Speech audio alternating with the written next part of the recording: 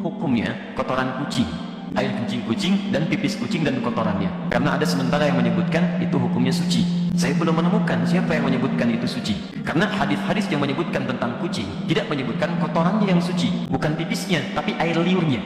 Hadisnya benar yang disebutkan, tapi cara memahami hadisnya keliru. Apa sebabnya? Dua hal.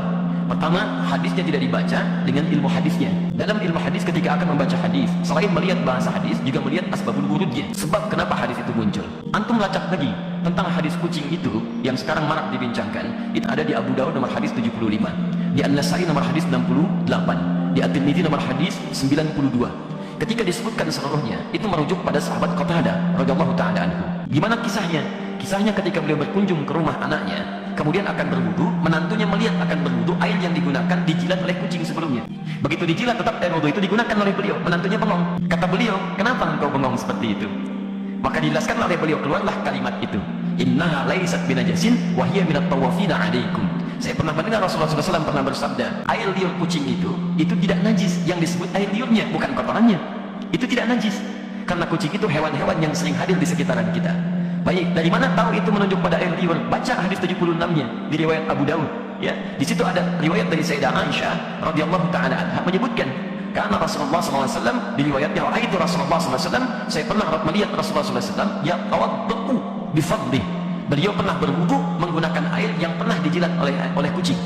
Jadi berbicara tentang air liurnya, bukan berbicara tentang kotorannya. Sekaligus ingin membedakan air liur kucing dengan air liur anjing.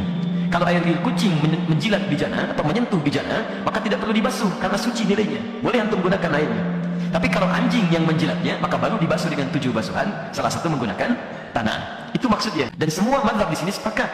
Makanya ketika disebutkan dalam kitab Al-Ikhtiyarat di halaman ke-26, disebutkan qaul sampai ke Syafi'i, sampai ke Ahmad, dan disimpulkan wa qaulul ashab.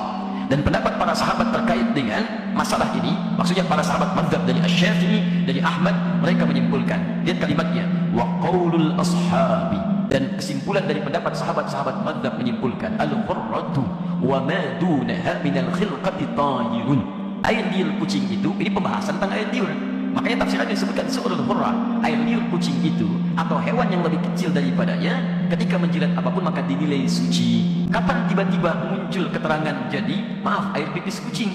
Nah itu kita pernah disalin lagi teman-teman sekalian, tapi salinannya tidak melihat kepada manuskrip, ada pecahan-pecahan.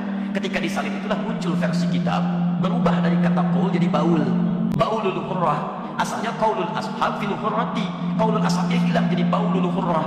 Baul itu artinya air pipis. Maka berubah terjemahan, air pipisnya kucing itu suci. Dari sini bencana mulai muncul. Di teman-teman sekalian, itu asalnya bersumber dari kitab yang dibaca salah salin dan tidak merujuk kepada manuskripnya. Dan gak apa-apa, kan namanya manusia. Manusia itu kan bukan malaikat.